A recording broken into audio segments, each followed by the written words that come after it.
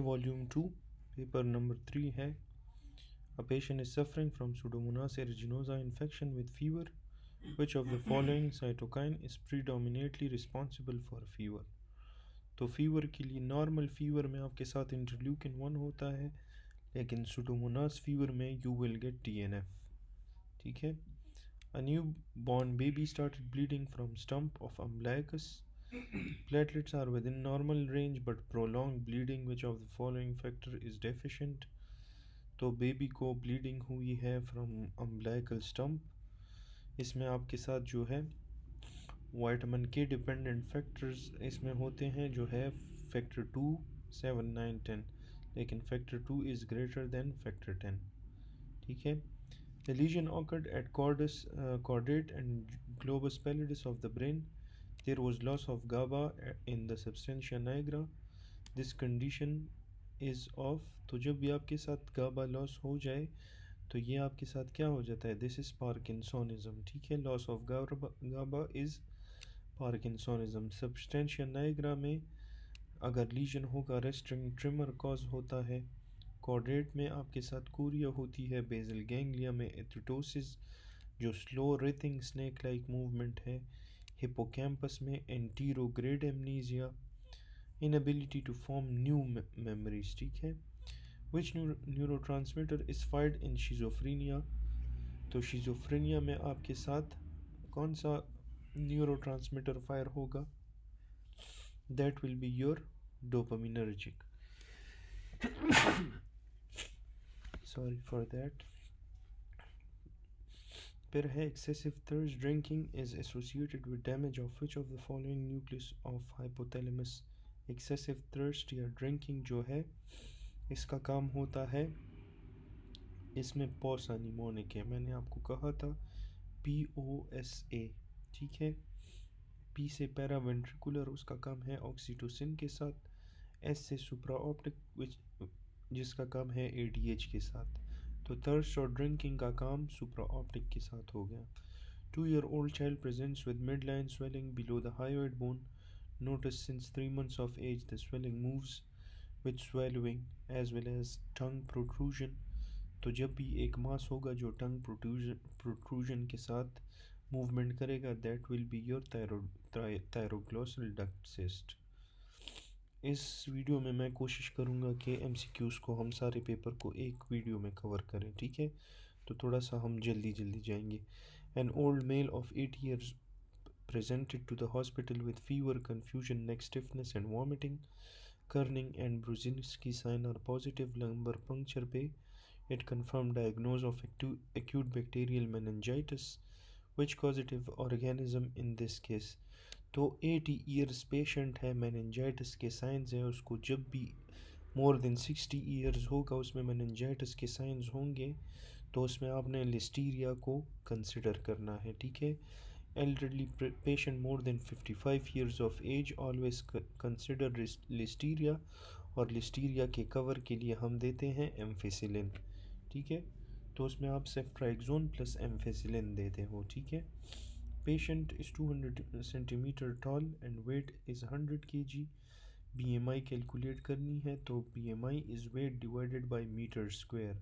इसको मीटर में कर लो 2 का स्क्वायर लो 4, तो 100/4 is 25. Person presents with right hypochondrial pain, progressive abdominal distension, now diffuse ascites is clinically evident, and diagnostic paracentesis is planned. Which is the most appropriate site for acidic fluid tap that minimize risk of injury to the inferior epigastric vessel? तो paracentesis का आपसे side पूछ रहे हैं. ठीक है. तो यह आप करते हो लेफ्ट लोअर क्वाड्रेंट पे below and medial to the anterior superior iliac spine. 42-year-old post-operative patient develops sudden dyspnea and tachycardia. Clinical suspicion of pulmonary embolism is high. Which chest x-ray finding is most consistent with the diagnosis? तो इसको है pulmonary embolism. ठीक है. pulmonary embolism में आपको एक normal chest x ray नज़र आती है. Patient with long standing poorly controlled diabetes presents with dizziness. उसके बाद है and no change in heart rate. What is the most likely cause?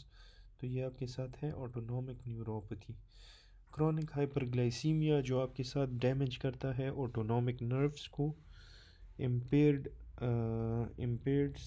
Sympathetic वेजोकंस्ट्रिक्शन और ऑर्थोस्टेटिक हाइपोटेंशन, ठीक है। फिर है patient has low arterial oxygen saturation and low arterial oxygen tension. Saturation भी कम है, ऑक्सीजन टेंशन भी कम है। That does not improve with 100% oxygen. Which mechanism best explains this? तो कौन सा मैकेनिज्म है जो इसको बेस्ट एक्सप्लेन करता है? That is your right to left shunt, ठीक है। इसमें सेचुरेशन भी कम है और ऑक्सीजन का आपके साथ ऑक्सीजन टेंशन भी कम है, ठीक है। तो ये आपके साथ क्या हुआ है? ये आपके साथ राइट टू लेफ्ट शंट है। A portion of cardiac output bypasses the ventilated alveoli and therefore does not participate in gas exchange. फिर है patient is unable to adduct the thumb.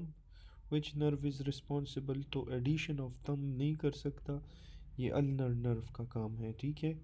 opposition lost हुई है, opposition of the thumb, तो वो ulnar का काम होता है। Patient on warfarin with INR 2.8 needs liver biopsy. Best approach liver biopsy के लिए बेस्ट अप्रोच क्या होगा? पेशेंट वारफरिन ले रहा है तो उसको आप कहो कि वारफरिन को 5 डेज़ बिफोर प्रोसीजर स्टॉप करवाओ, ठीक है। इसके बारे में एमसीक्यू इस तरह नहीं आया था, वो आपसे पूछ रहे थे, जो लास्ट अटैम्प्ट था उसमें इस तरह का टाइप का एमसीक्यू था कि वारफरिन को आपने कितने दिन पहले से स्टॉप करना होगा। ऑप्शंस में 3, 4, 5, 6, 7 डेज़ इस तरह के ऑप्शंस उन्होंने दिए थे, ठीक है। तो ये आप याद रखो कि वारफरिन को 5 डेज़ बिफोर प्रोसीजर आपने स्टॉप करना है। फिर है grey baby syndrome is caused by which of the following? तो ग्रे बेबी क्लोरमफेनिकॉल की वजह से होता है, ये भी बहुत रिपीट है। Grey man amiodarone, red man vancomycin. 45-year-old woman with cervical rib complain of weakness of intrinsic hand muscles and numbness of the medial forearm. Which part of brachial plexus is compressed? Weakness है intrinsic hand में और numbness है medial forearm में। तो ये ulnar nerve है। Ulnar nerve आपके साथ लोअर ट्रंक से निकलता है। 3-year-old diagnosed with neuroblastoma is planned for chemotherapy. Which drug commonly used? Neuroblastoma है, ठीक है। तो वो डायग्राम आगे आएगा इस वॉल्यूम 2 में, वो मैं उसमें आपको एक्सप्लेन कर दूंगा। तो उसके कान जो है उन्होंने वी से बनाए होते हैं, वो एक बंदा है, ठीक है। V for neuro any neuro diseases, that is vincristine. फिर है ये एंटी कीमोथेरेप्यूटिक ड्रग्स हैं, ठीक है। इसके साथ मैं आपको चलो दिखा देता हूँ, ठीक है। कीमोथेराप्यूटिक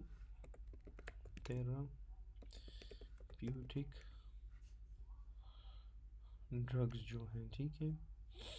तो उसमें आपके साथ ब्लियोमाइसिन और ये सारे आते हैं। ब्लियोमाइसिन के बारे में भी पल्मोनरी फाइब्रोसिस पे आपके साथ एमसीक्यू आया हुआ है, ठीक है। और इसमें आपके साथ ये और भी आते हैं, मुझे आप एक सेकंड दें।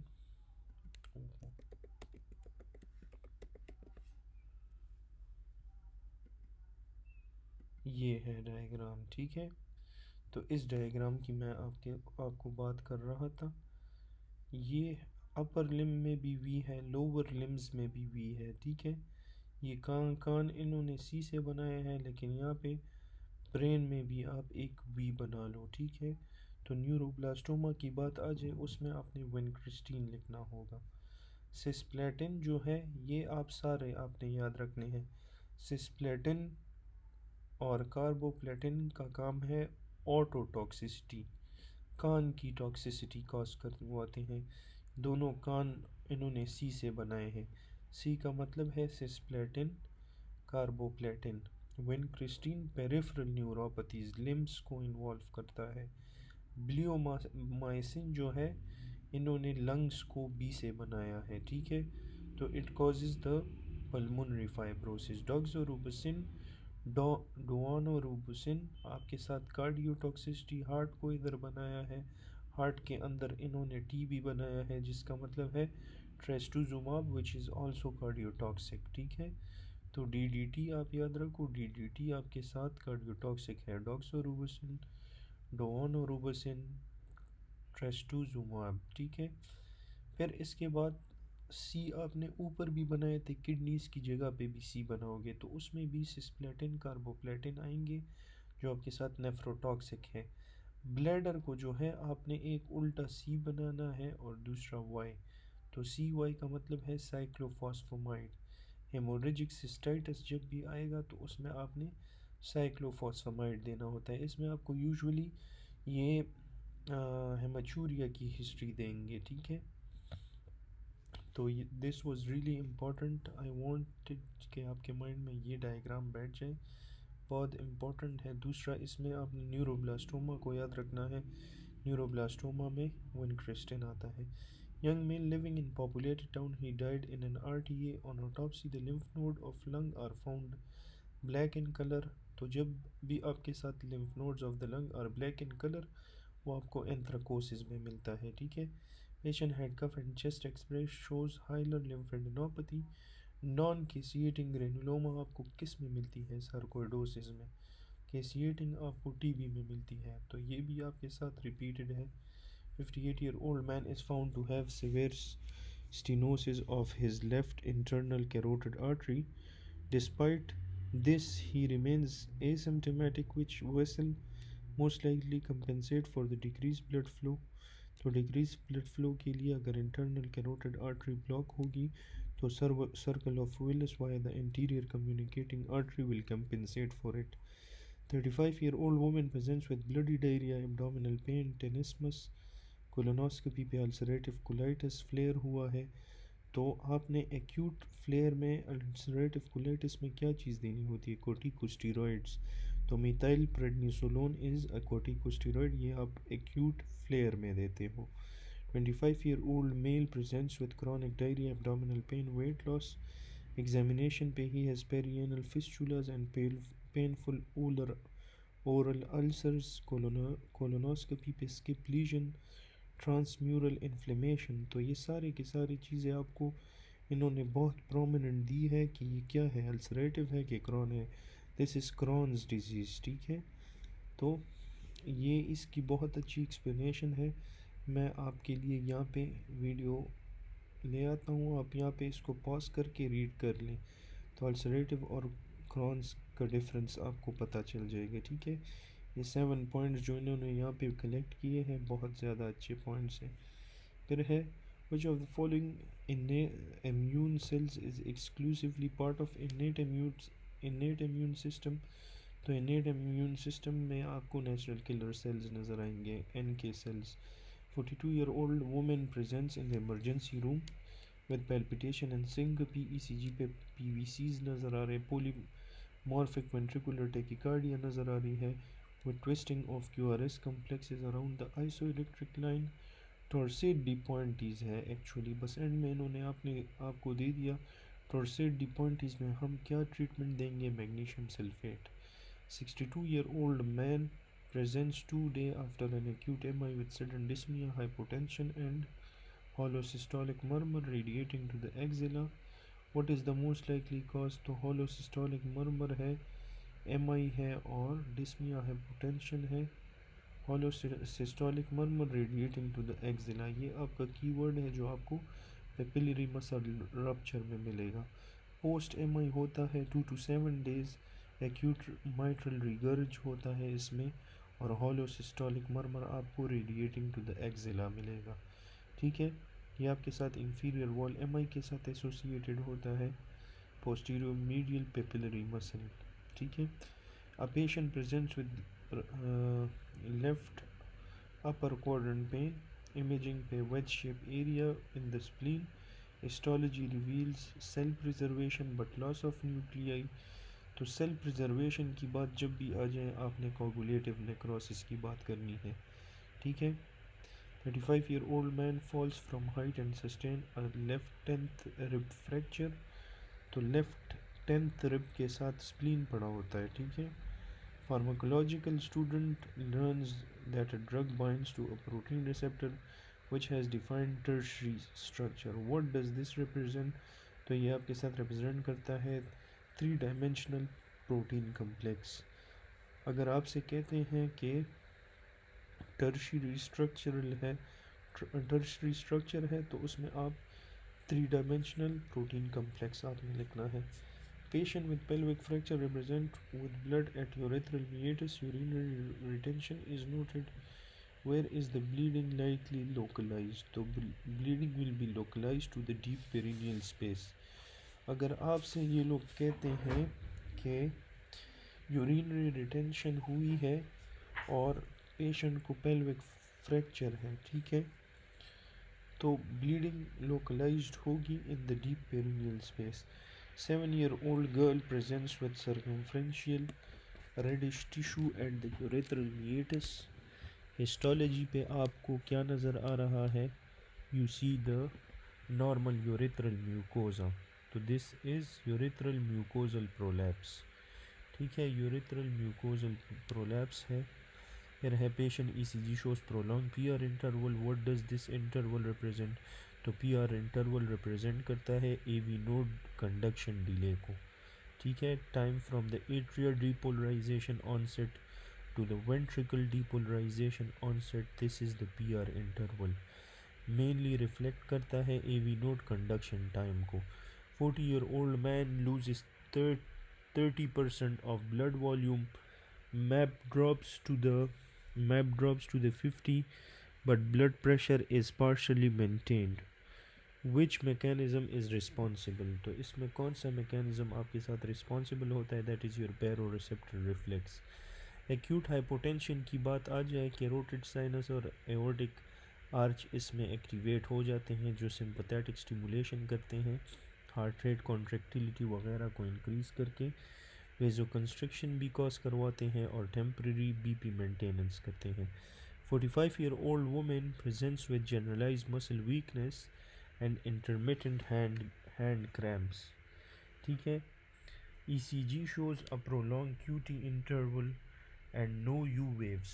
Which electrolyte abnormality is most likely cause?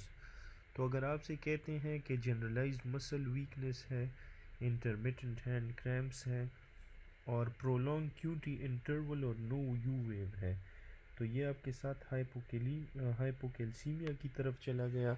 Weakness, muscle weakness और इंटरमिटेंट हैंड क्रैम्प्स वगैरह ये आपको सारे हाइपरकैल्सीमिया में मिलते हैं, ठीक है। ईसीजी पे आपको टॉल टी वेव नज़र आएगा, सही है। अच्छा, फिर इसके बाद है हाइपोकैलीमिया के चेंजेस हैं, कैल्शियम के एबनॉर्मेलिटीज़ हैं, ठीक है। और आपके साथ जो प्रोलॉन्ग QT करते हैं उसमें है ABCDE एंटी रिथमिक्स, बायोटिक्स, साइकोटिक्स है और डिप्रेसेंट्स हैं, इमेटिक्स हैं, ठीक है। तो ये आप पढ़ लें। अच्छा, footballer develop sudden chest pain, examination पे स्टोनी डल परकशन नोट है। स्टोनी डल परकशन नोट आ गया, डल नोट आ गया तो नीमोथोरैक्स तो हट गया, ठीक है। अच्छा, उसको डल परकशन है on the right side of the chest and trachea deviated to the left. तो ट्रेकिया जिस साइड पे डेविएट होगी उसके ऑपोजिट साइड में आपके साथ प्लूरल इफ्यूजन होगा। तो this is left side, right sided. जिस साइड पे ट्रैकिया डेविएट होगी, trachea deviated to the left side, तो उसके ऑपोजिट साइड में आपको प्लूरल इफ्यूजन मिलेगा, राइट साइडेड प्लूरल इफ्यूजन। अच्छा, patient sustained a right sided chest stab wound, chest X-ray shows mediastinal shift to the left and shortness of breath, तो this is most likely tension pneumothorax, ठीक है। फिर है patient has a mass in the cerebellum compressing inferior olivary nucleus resulting in impaired coordination, which structure is likely affected?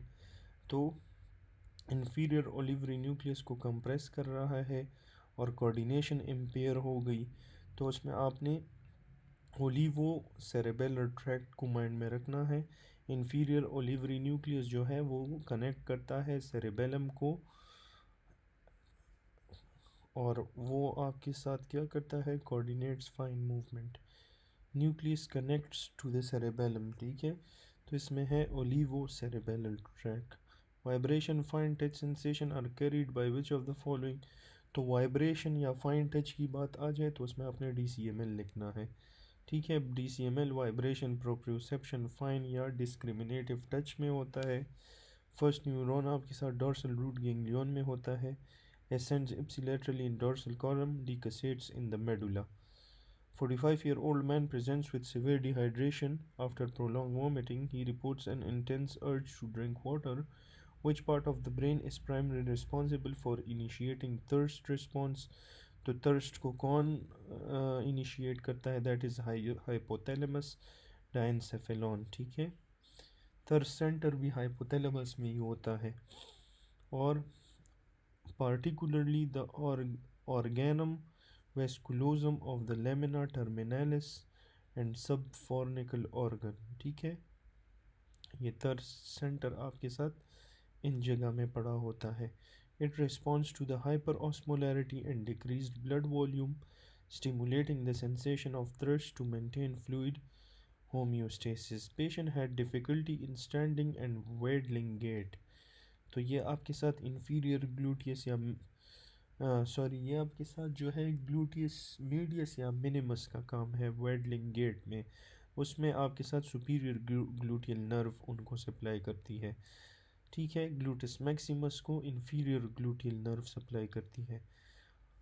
अच्छा, 25-year-old man undergoes appendectomy by the McBurney point incision. Post-operatively, he complains of pain and numbness in the lower abdomen just above the pubic region. Which nerve was most likely injured? तो appendectomy में McBurney point में incision हुई है। अभी patient को lower abdomen में pen और numbness हो रही है, और लोअर एब्डोमेन में भी प्यूबिक रीजन में। तो प्यूबिक रीजन को इलियो हाइपोगैस्ट्रिक नर्व सप्लाई करता है, ठीक है। इलियो हाइपोगैस्ट्रिक नर्व जो है above the inguinal ligament supply the skin of the lower anterior abdominal wall and motor fibers to the internal oblique and transversus abdominis. McBurney incision can damage this nerve, और post-operative sensory loss और neuropathic pain होगा patient को।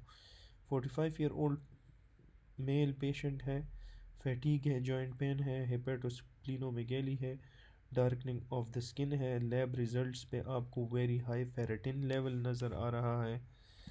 फिर उसके बाद है which of the following can be the cause of this condition. तो इस कंडीशन का कॉज क्या हो सकता है, that can be your darkening of the skin है, हेपेटोस्प्लीनोमेगेली है, और वेरी हाई फेरेटिन लेवल भी है। तो दिस इज़ हीमोक्रोमेटोसिस। फिर है 60-year-old man presents with hepatomegaly, ascites bilateral lower limb edema. He also has jugular venous distension. Which is the most likely underlying cause? तो this is due to right heart failure. right heart failure में systemic venous congestion आपको मिलती है, हेपेटोमेगेली, peripheral oedema, ascites वगैरह, और left heart में सिर्फ pulmonary congestion lung के साथ इसका काम होगा। 20-year-old footballer shows difficulty in motor planning and dribbling. Footballer dribbling नहीं कर सकता, ये कौन से ब्रेन का रीजन इसमें अफेक्टेड है? तो इसमें आपके साथ फ्रंटल लोब अफेक्टेड होता है, ठीक है। जो फ्रंटल लोब है it is premotor and supplementary motor cortex, ठीक है। फिर इसके बाद है responsible for motor planning. Lesion आपके साथ एप्रेक्सिया कॉज करवाएगा, impair coordination despite intact strength. फिर है patient presents with weak foot inversion, which muscles are primarily affected. Inversion नहीं कर सकता तो इसमें टिबियलिस एंटीरियर और पोस्टीरियर पिछले पेपर में पढ़ा है। 55-year-old man with right upper lobe lung mass develops neck and facial swelling with prominent veins। तो ये आपके साथ हो गया सुपीरियर वेना केवा सिंड्रोम, ठीक है। ये सुपीरियर वेना केवा सिंड्रोम का भी मैंने पिछले जो है लेक्चर्स में एक पिक्चर भी प्रोवाइड किया था, उसमें फेशियल नेक एडिमा होती है, डायलेटेड चेस्ट वेन होता है, डिस्पनिया होती है, ठीक है। फिर है a man with Huntington disease plans to have children. Huntington आपके साथ ऑटोसोमल डोमिनेंट है, तो इसमें कितने परसेंटेज होगा? वाइफ इसकी नॉर्मल है, 50% चांस होगा। 17-year-old boy presents with tall stature, small testes and gynaecomastia. Low testosterone है, इंक्रीज एफएसएच और एलएच है। तो यहाँ पे ही डायग्नोज हो जाता है कि स्मॉल टेस्टीज। तो इसके बारे में मैंने आपको काफ़ी दफ़ा बताया है कि क्लाइनफिल्टर में स्मॉल टेस्टीज होंगी।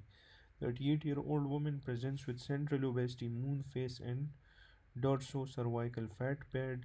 Which condition is most likely the cause? तो ये कुशिंग सिंड्रोम की बात कर रहे हैं।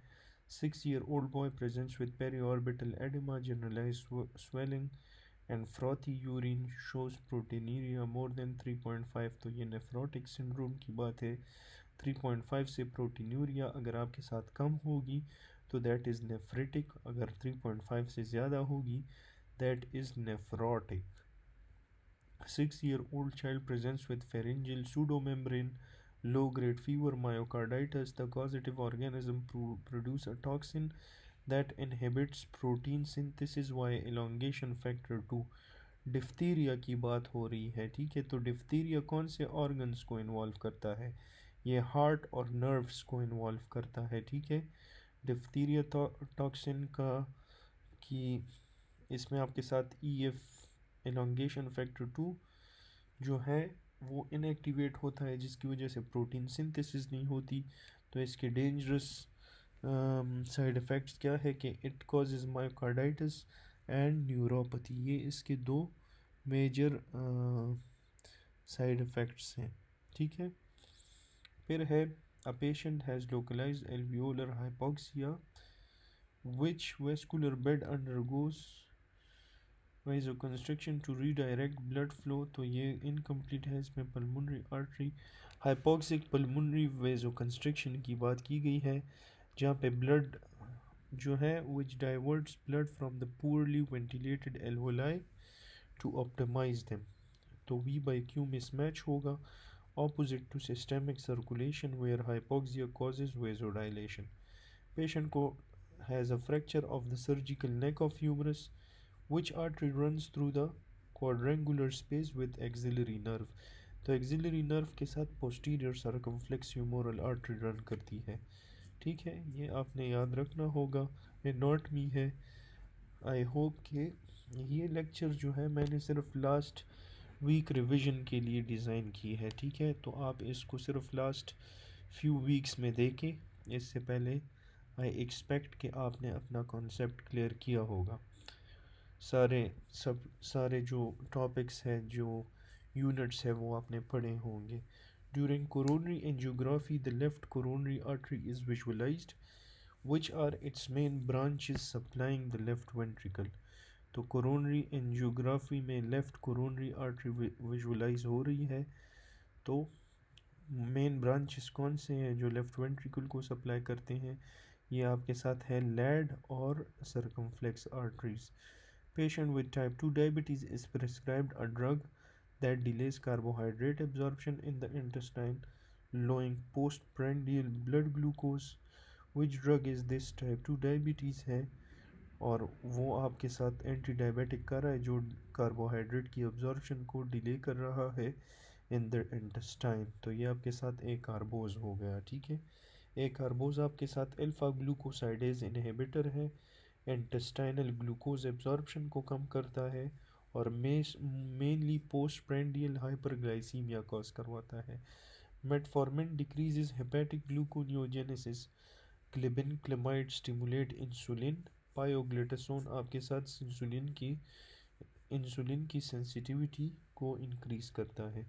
Pregnant women is prescribed vitamin supplement that act as one carbon donor in nucleotide synthesis and methylation reaction।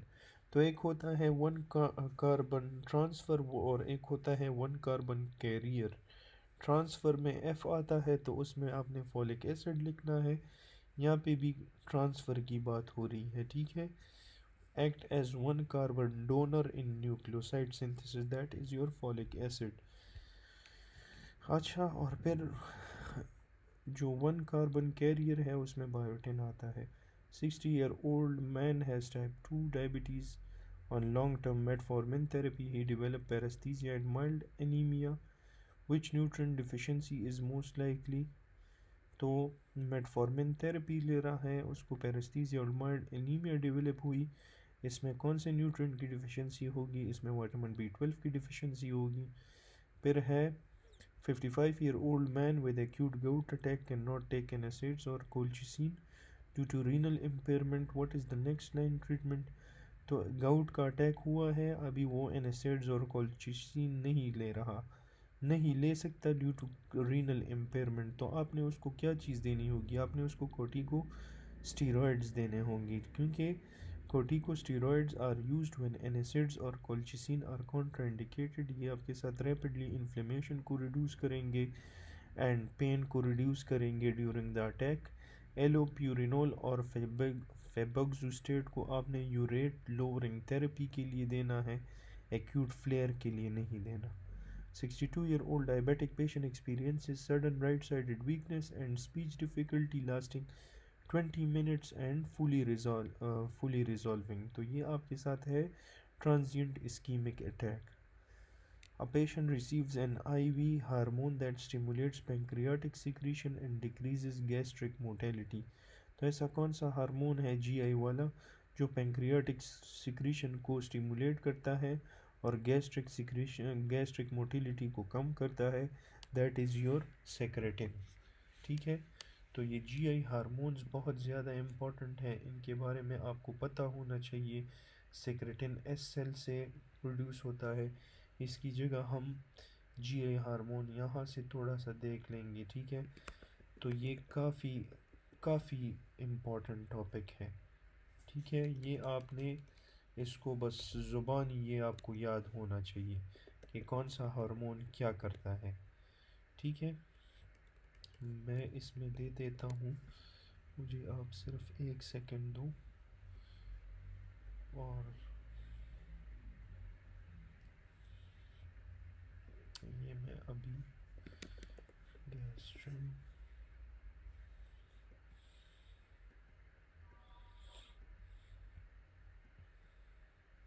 ये है. ठीक है, तो सबसे पहले आप सेक्रेटिन को पढ़ो, क्योंकि इस पे MCQ आया है. सेक्रेटिन S सेल से रिलीज़ होता है, पैंक्रियाटिक XU3 को इंक्रीज़ कर रहा है, गैस्ट्रिक एसिड की सिक्रीशन को डिक्रीज़ कर रहा है और बाइल सिक्रीशन को भी इंक्रीज़ करता है. और it is regulated by increased fatty acids in the lumen of duodenum, or increase HCO3 neutralize gastric acid in the duodenum, allowing pancreatic enzyme to function. इस पे आप याद रखो कि इसमें आपने क्या याद रखना है कि जब एक पेशेंट IV हार्मोन्स ले रहा है that stimulate pancreatic secretion and decrease gastric acid motility या decreases gastric motility, तो उसमें आपने सेक्रेटिन लिखना है. ठीक है, फिर गैस्ट्रिन G सेल से रिलीज़ होता है, गैस्ट्रिक H+ सिक्रीशन करवाता है, ग्रोथ ऑफ गैस्ट्रिक म्यूकोजा और गैस्ट्रिक मोटिलिटी इन सब को इंक्रीज़ करता है. रेगुलेट होता है बाय स्टमक डिस्टेंशन, अल्कलिनाइजेशन या अमाइनो एसिड्स, पेप्टाइड्स और वेगस नर्व के थ्रू भी आपके साथ स्टिमुलेट होता है. अगर pH लेस देन 1.5 हो तब भी ये आपके साथ स्टिमुलेट होता है. ठीक है, तो जब क्रॉनिक PPI यूज़ एक बंदा करता है उसमें गैस्ट्रिन ज़्यादा होता है. ये आपके साथ H. पाइलोराई में क्रॉनिक एट्रोपिक गैस्ट्राइटिस में भी ज़्यादा होता है और ज़ोलिंगर एलिसन सिंड्रोम में भी गैस्ट्रिन ज़्यादा होता है. सोमेटोस्टेटिन के बारे में आप याद रखो कि इसका सारा का सारा फंक्शन है इनहिबिटरी एक्शन है, ये सब चीज़ें डिक्रीज़ करवाएगा. ठीक है, तो गैस्ट्रिक एसिड, पेप्सिनोजिन, पैंक्रियाटिक और गॉल ब्लैडर और इंसुलिन और glucagon release, gall bladder contraction, सब चीज़ों को डिक्रीज़ करवाएगा. ठीक है, इसकी रेगुलेशन होगी जब आपके साथ एसिड इंक्रीज़ होगा या वेगल स्टिमुलेशन कम होगी. ठीक है, और CCK इज़ वेरी इम्पोर्टेंट. इसके बारे में आप याद रखो कि ये डिलेड गैस्ट्रिक एम्प्टिंग करवाता है, ये बहुत कॉमन एमसीक्यू है। दूसरा, ये पैंक्रियाटिक सिक्रीशन को ज़्यादा करेगा, गॉल ब्लैडर कॉन्ट्रैक्शन को इंक्रीज़ करेगा, स्फिंक्टर ऑफ ओडाई की रिलैक्सेशन को इंक्रीज़ करेगा। और गैस्ट्रिक एम्प्टिंग वाहिद ऐसी चीज़ है जिसको ये आपके साथ कम करता है, ठीक है। और it is also regulated by fatty acids and amino acids, और ये आपके साथ एक्ट करता है और neural muscarinic pathways to cause pancreatic secretions. एक जीआईपी पे एमसीक्यू आया है, तो इसका काम है कि ये आपके साथ एक्सोक्राइन और एंडोक्राइन, एक्सोक्राइन फंक्शन है कि गैस्ट्रिक एच प्लस सिक्रीशन को कम करवाएगा और एंडोक्राइन में इंसुलिन रिलीज को इंक्रीज करता है। और increase by fatty acid and amino acid oral glucose, इसको हम ओरल ग्लूकोज लोड, ये आपके साथ गैस्ट्रिक इनहिबिटरी पेप्टाइड है। ओरल ग्लूकोज लोड इंसुलिन को इंक्रीज करेगा कंपेयर टू IV एक्विलिन due to GIP secretion. Motilin आपके साथ मोटिलिटी फास्टिंग स्टेट में इंक्रीज होता है, माइग्रेटरी मोटर कम्प्लेक्स से आपके साथ ये प्रोड्यूस होता है और ये M3 रिसेप्टर पे काम करता है। दूसरी बात है कि मोटिलिन रिसेप्टर एगोनिस्ट जो है एरिथ्रोमाइसिन है, जो कि आपके साथ इंटेस्टाइनल पेरिस्टाल्सिस स्टिमुलेट करवाता है।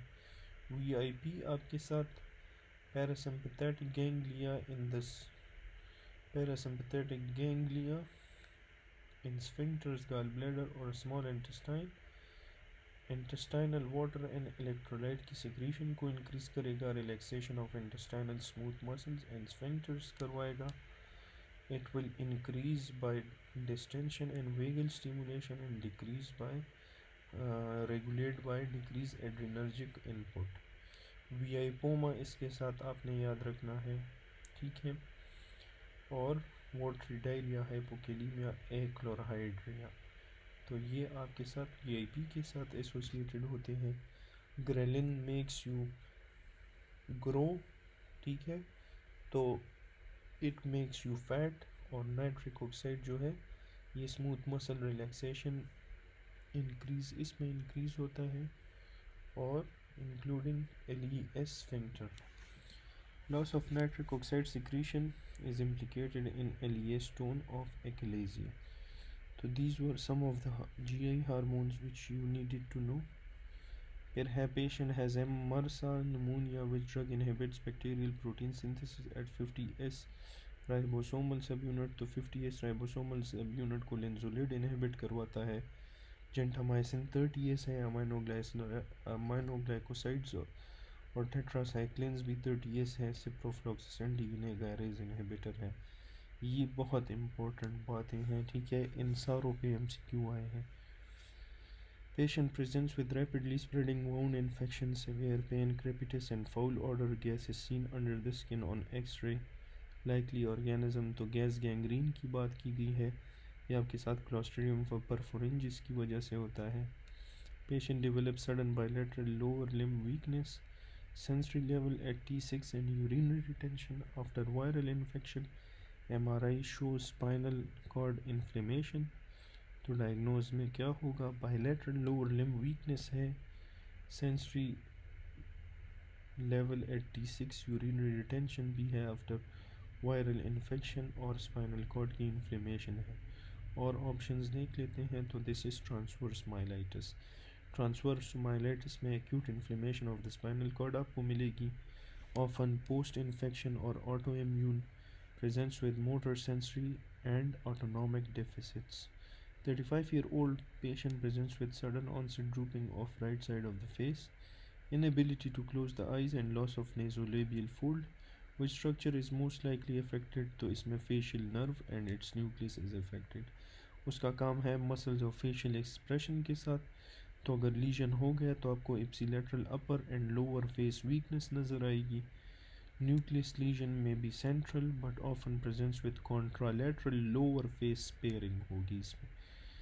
During maxillofacial surgery, a surgeon notes that the Pterygopalatine fossa communicates with the infratemporal fossa. Which structure allows this connection? तो इसको अलाउ करता है your pterygomaxillary fissure. ये हमने पिछले पेपर में पढ़ा है कि pterygopalatine fossa is a deep space in the skull that communicates with multiple region. इसमें pterygomaxillary fissure जो है ये आपके साथ connects it to the infratemporal fossa, allowing passage of maxillary artery branches. Then have 42-year-old woman presents with fatigue, weight gain, cold intolerance and dry skin. Laboratory test पे आपको elevated TSH, low free T4 and positive anti-TPO antibodies. तो Hashimoto's की तरफ जा रहा है. Option में Hashimoto's है, yes. फिर है 50-year-old मैन. हैशिमोटोस की तरह अगर TPO पॉजिटिव हो गया तो फिर बात ही ख़त्म हो जाती है, इसलिए पॉजिटिव एंटी TPO दे दिया तो it means directly that it is Hashimoto's. ठीक है. 50-year-old man presents in cardiology OPD with central chest pain for 14 hours and ECG changes जो है. Which of the following is the next step? तो next step इसमें आपके साथ क्या होगा कि आपने इसमें ट्रोपोनिन आई करना है. ठीक है. 2 आवर्स में हम मायोग्लोबिन करते हैं और ये बाकी आप पढ़ लें. ठीक है. 62-year-old man presents with paresthesia in his hands and feet, unsteady gait and mild cognitive changes. Laboratory test reveals macrocytic anemia, so this becomes directly your vitamin B12. 55-year-old man presents with progressive dysphagia to both solids and liquid, weight loss and retrosternal discomfort. Which is the most likely underlying condition? तो इसका most likely underlying condition is your esophageal carcinoma. अच्छा, ये हम अभी एक lecture में अगर इसको कवर करेंगे तो ये काफ़ी बड़ा लेक्चर हो जाएगा, तो इसको मैं 2 पोर्शंस में डिवाइड कर लूँगा. ठीक है. एसोफेजियल कार्सिनोमा में आपको इनिशियली डिस्फेजिया टू सॉलिड्स नज़र आएगी और eventually to solids and liquids, और एक्लेजिया में dysphagia to both solids and liquids आपको नज़र आती है. ठीक है. प्रोग्रेसिव वेट लॉस होगा. पेप्टिक स्ट्रक्चर में आपको डिस्फेजिया मेनली टू सॉलिड्स नज़र आएगी. तो इस एसोफेजियल में इनिशियली टू सॉलिड्स होगी, फिर उसके बाद बोथ सॉलिड्स एंड लिक्विड्स में होगी, ये प्रोग्रेसिव होती है. ठीक है. और एक्लेजिया में डायरेक्टली उसको बोथ चीज़ों के साथ डिस्फेजिया हो जाएगी, कुछ भी नहीं खा पाएगा, कुछ भी नहीं पी सकेगा. ठीक है. पेप्टिक स्ट्रक्चर में वो पी सकेगा लेकिन वो कुछ भी नहीं खा सकता इसमें. 45-year-old man presents with right upper quadrant pain, nausea and mild jaundice. Which is the initial imaging of choice? So initial imaging of choice is your ultrasound abdomen. 60-year-old smoker presents with chronic hemoptysis and weight loss. Chest X-ray shows suspicious lesion. Which investigation is most appropriate for diagnosing and staging? तो diagnosing और staging के लिए जो important है that is high resolution CT और bronchoscopy. HRCT आप करते हो small nodules या mediastinal involvement के लिए. ठीक है. और ये आपके साथ ब्रोंकोस्कोपी जो है उस allows tissue biopsy for definitive diagnosis. Both are essential for diagnosis, staging and treatment planning. During an inflammatory response, which molecule expressed on activated endothelial cell mediate leukocyte rolling and adhesion? तो rolling और adhesion कौन करवाता है? That is E-selectin. E-selectin जो है endothelial cell पे on activated endothelial cell in response to cytokines. ये आपके साथ rolling mediates rolling and initial adhesion of leukocyte during inflammation. ICAM और VCAM1 firm adhesion करवाता है. LFA1 आपके साथ leukocyte integrin के साथ उसका काम होता है. ठीक है. तो 48-year-old woman presents with a painless firm mass in the breast. Histology shows foci of necrotic adipocytes and calcium deposits. Which type of necrosis is this? तो ब्रेस्ट की बात कर रहे हैं, वहाँ पे आपको जो है कैल्शियम डिपॉजिट्स वगैरह. ब्रेस्ट में आपको यूजुअली फैट नेक्रोसिस नज़र आती है. ठीक है. अच्छा, बस यही इसका कीवर्ड था। ब्रेस्ट आपने देख लिया, फैट नेक्रोसिस आपने चूज़ करना है।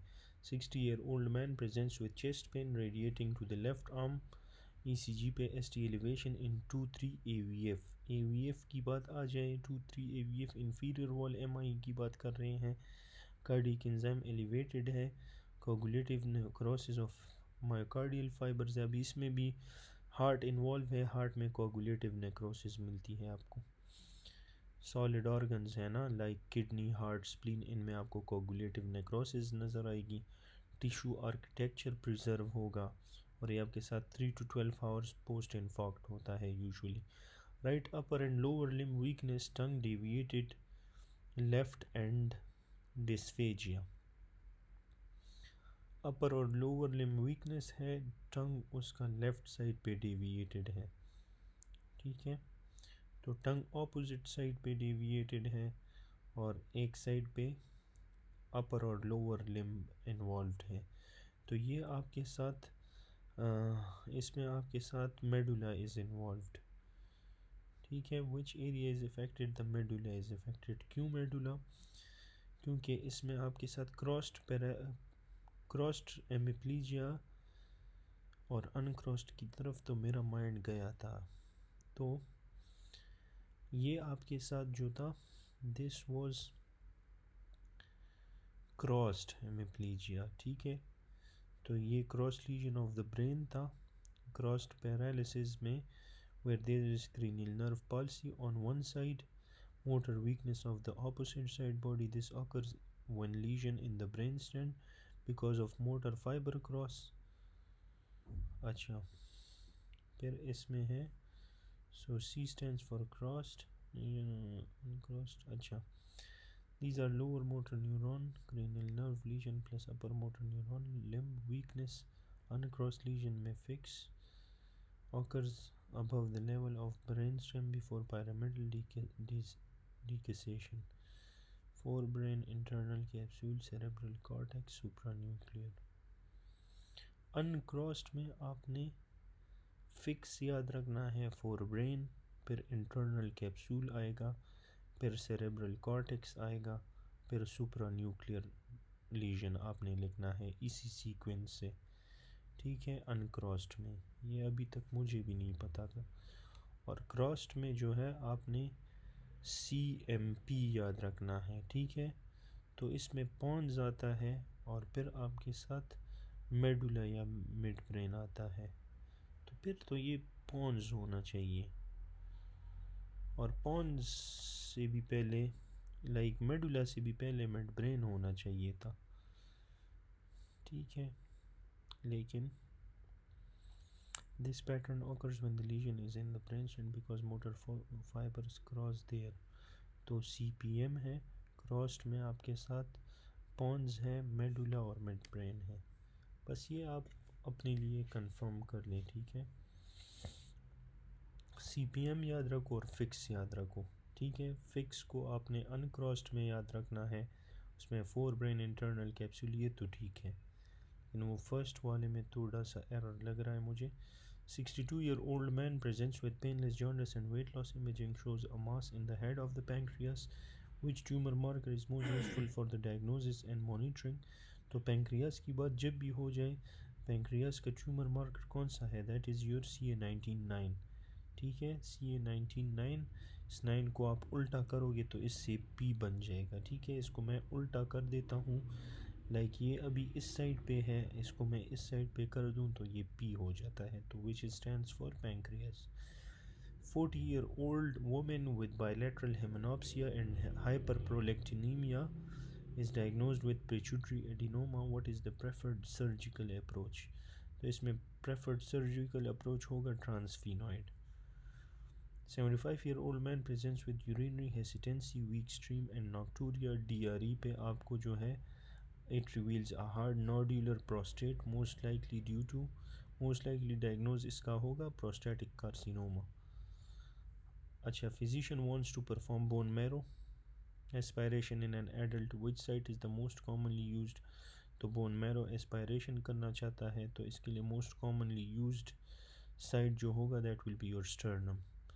patient with ascites requires paracentesis. Which of the following is the preferred site for tapping? The preferred site of tapping is your right lower quadrant, 2 centimeter below, 2 centimeter above anterior superior iliac spine. During a McBurney incision appendectomy, the surgeon accidentally cuts the nearby artery, causing hemorrhage. Which artery is most likely at risk? तो कौन सी artery is at risk? तो that is your inferior epigastric artery.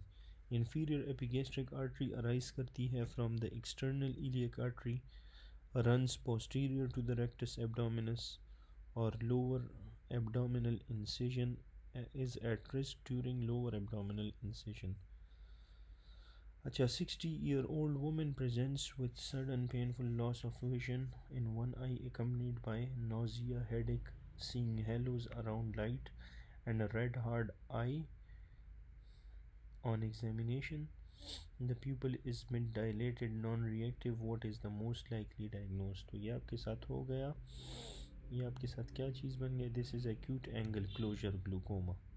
ठीक है, तो जब भी आपको painful loss of vision आएगा तो ये एक्यूट एंगल क्लोजर ग्लूकोमा होगी। ठीक है, उसमें हेलोज भी एक कीवर्ड है। ठीक है, और pupils are non-reactive and dilated, so this occurs in acute angle closure glaucoma.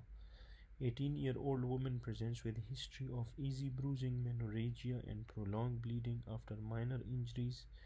Her bleeding time is prolonged and platelets are normal, and there is a positive history of similar bleeding episode.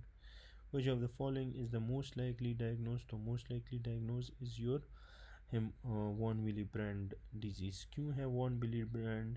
क्योंकि B T B ज़्यादा है। ठीक है, और ए P T T भी ज़्यादा। जब prolong bleeding after minor injuries, ठीक है, bleeding time is prolong, family history भी है उसको सिमिलर कंडीशन की, तो this is von Willie brand, जिसमें आपको ए पी टी टी और बी टी दोनों इंक्रीज़ मिलते हैं। सिर्फ A P T T increase होगा, that will be your haemophilia. Von Willie brand में प्लेटलेट एडहेजन में डिफेक्ट होता है, ये भी याद रखना है। और von Willie brand factor defective हो जाता है, जिसकी वजह से ब्लीडिंग टाइम इज़ प्रोलॉन्ग्ड। ठीक है, अच्छा, फिर है आपके साथ ये चीज़ें आपने पढ़नी है, तो you can pause the video hair. 25-year-old woman on oral isotretinoin for severe acne becomes pregnant. 25-year-old woman है, एक्नी की ट्रीटमेंट ले रही है और शी बिकम्स प्रेग्नेंट। तो what is the major risk to the foetus? ठीक है, तो ये आइसोट्रेटिनोइन आपने किस चीज़ में यूज़ करना, इसका एक risk factor to the foetus क्या होगा कि उसमें आपके साथ टेराटोजेनिक एनॉमलीज करवाएगा due to vitamin A derivative. ये हाईली टेराटोजेनिक है, craniofacial cardiac CNS malformations cause करवा सकता है बेबीज़ में, तो आपने इसको अवॉइड करना है। पेशेंट को कहना है कि you should not take this isotretinoin. A newborn presents with bilateral cataract, heart murmur, and sensory neural hearing loss. Mother had rash and fever during the first trimester. What is the most likely cause? तो rash और ये सारी चीज़ें थी उसको। Bilateral cataract, this is the key word. Cataract की बात आ जाए, डायरेक्ट आपने रूबेला इन्फेक्शन पे जाना है। ठीक है, फिर है patient suffers a pelvic fracture with posterior urethral injury during evaluation, a haematoma forms through which anatomical planes can the haematoma spread. तो ये पोस्टीरियर यूरेथ्रल इंजरी है और हेमाटोमा इसमें बनी है, और ये हेमाटोमा जो है आपके साथ कौन से एनाटॉमिकल प्लेन्स के थ्रू ये स्प्रेड हो सकती है? तो it can spread through the superficial fascia Camper's and deep fascia Scarpa's. तो कैम्पर्स फेशिया और स्कारपास फेशिया के थ्रू ये हेमाटोमा स्प्रेड हो सकता है। पोस्टीरियर यूरेथ्रल इंजरी में ब्लड जो है आपके साथ एक्स्ट्रा विजिट करेगा beneath the Scarpa and Camper's fascia, और आपके साथ वहाँ से एंटीरियर एब्डोमिनल वॉल में स्प्रेड होता है।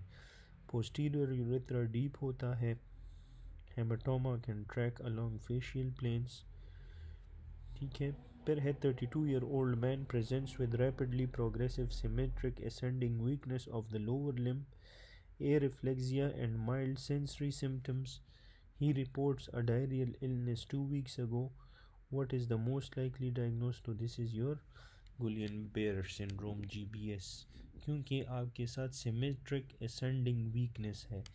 तो ये मैंने ऑलरेडी एक्सप्लेन किया है पिछले पेपर में। A 28-year-old patient presents with fatigue and pallor, peripheral smear पे small round basophilic inclusion within RBCs। इन इंक्लूजन को हम कहते हैं हाउल जॉल बॉडीज़। तो ये इन्होंने आपके लिए बहुत आसान कर दिया। हाउल जॉली बॉडीज़ आपको कहाँ पे मिलती है? ये आपको हाइपोस्प्लीनिज्म और एस्प्लीनिया में मिलती है। ठीक है। अच्छा, फिर इसके बाद जो है आपके पास है patient presents with delusion, hallucination, disorganised thought, pathophysiology involve increase activity of which neurotransmitter? Hallucination disorganised thought है और increase activity of which neurotransmitter होगी? That will be your dopamine. ठीक है। ये आपके साथ hypersensitivity of dopamine in mesolimbic pathway, तो इसमें शिज़ोफ्रेनिया के सिम्टम्स पॉजिटिव हो जाते हैं। 65-year-old patient presents with bradykinesia, resting tremor की बात जब भी आ गई तो सब्सटेंशिया नाइग्रा आपने देखना होगा। ठीक है। इसका काम होता है सब्सटेंशिया नाइग्रा के साथ। एक होता है इंटेंशन ट्रिमर जिसका काम होता है सेरेबेलम के साथ। Patient presents with ipsilateral facial droop and abducens palsy, which structure is affected? तो ये आपके साथ facial colliculus will be affected, facial droop है, एब्ड्यूसेंट पॉलिसी है, सिक्स्थ क्रेनियल नर्व है। ठीक है। तो इसमें पॉन्स इन्वॉल्व होता है। Person can localise vibratory stimuli from the foot, which nucleus processes this information? तो ये आपके साथ है grassy legs, that is gracilis. Lower limb है ना, तो इसमें ग्रेसिलिस होगा। Patient can not move the I towards the site of pontine lesion, which structure is affected? तो इसमें आपके साथ paramedian pontine reticular formation will be affected. फिर आपके साथ है स्पाइरोनोलेक्टोन वर्क्स बाय ब्लॉकिंग, तो it works by blocking the aldosterone receptor in the distal nephron. ठीक है। हेल्दी अल्डोस्टेरोन एंटागोनिस्ट जो है इनहिबिट्स करते हैं सोडियम रीअब्जॉर्प्शन को, पोटाशियम एक्सक्रीशन को in the CD collecting ducts, और ये आपके साथ हार्ट फेलियर और हाइपर अल्डोस्टेरोनिज्म में यूज़ होते हैं।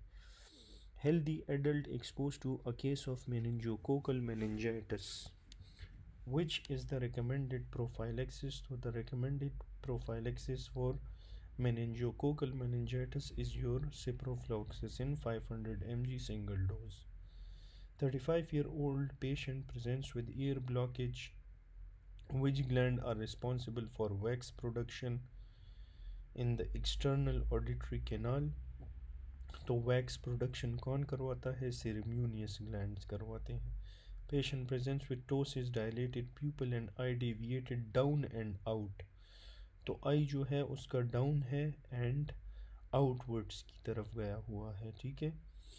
तो इसमें विच क्रेनियल नर्व इज़ अफेक्टेड? इसमें आपके साथ फोर्थ भी है, सिक्स्थ भी है, लेकिन इसमें मोस्टली आपके साथ विच क्रेनियल नर्व इज़ अफेक्टेड? अच्छा, डाउन एंड आउट जो है इसका मतलब है क्रेनियल 4 भी अपना काम कर रहा है, क्रेनियल 6 भी अपना काम कर रहा है।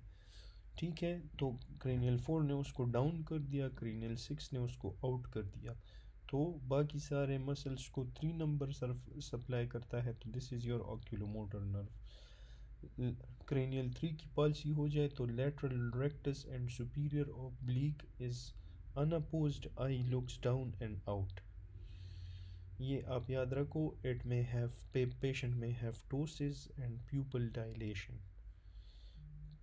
A patient with heart failure is on chronic furosemide therapy and develops weakness and tetany.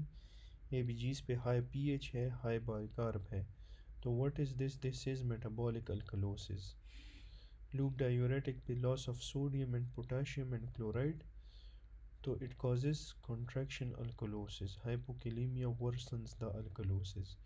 Patient consume high salt but plasma sodium remains normal. Which hormone regulates the plasma osmolality? तो plasma osmolality को regulate करता है your ADH vasopressin. Which statement is correct about TM for glucose in kidney? तो कल वाले lecture में मैंने ये TM आपको फुली एक्सप्लेन किया था. इसमें वो स्प्ले फिनोमिना भी है.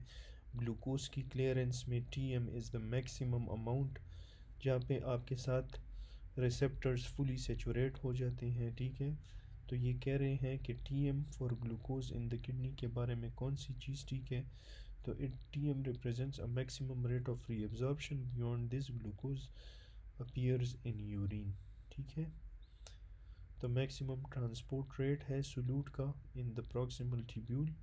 एक्सीड, अगर आप TM को एक्सीड करते हो तो आपके यूरिन में ग्लूकोज आपको मिलेगा. You will see glucose urea.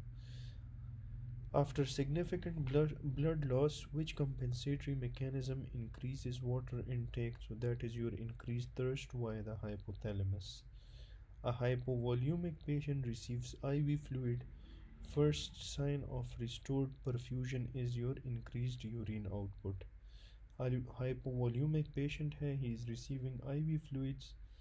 तो first sign of restored perfusion क्या है? That is के increased urine output होगा. kidney perfusion restored. GFR increases. urine output is easily marker of successful resuscitation. तो इस पे भी आपको ये MCQ काफ़ी दफ़ा आया है कि आपने जो है सक्सेसफुल रेसिसिटेशन का साइन क्या है. तो उसमें आपको सक्सेसफुल रेसिसिटेशन का साइन ये है कि you will get increase urine output. ये भी आपको कह सकते हैं कि पेशेंट को जो है IV फ्लूइड्स मिल रहे हैं.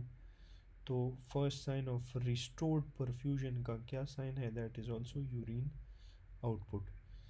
फिर है patient on furosemide develops muscle cramps and ECG changes.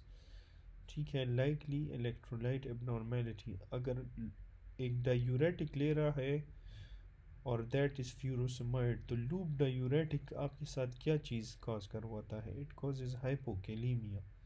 ठीक है, लूप डायूरेटिक्स हाइपोकेलीमिया कॉज करवाता है. इसमें मसल क्रैम्प्स पे आपने कंफ्यूज नहीं होना, हाइपोकैल्सीमिया नहीं लिखना.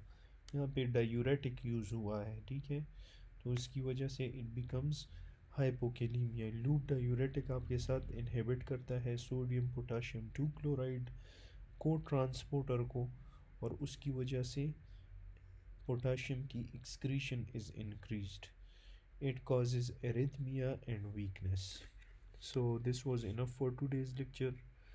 अगर आपको ये लेक्चर्स पसंद आ रहे हैं तो kindly do subscribe and see you in the next video.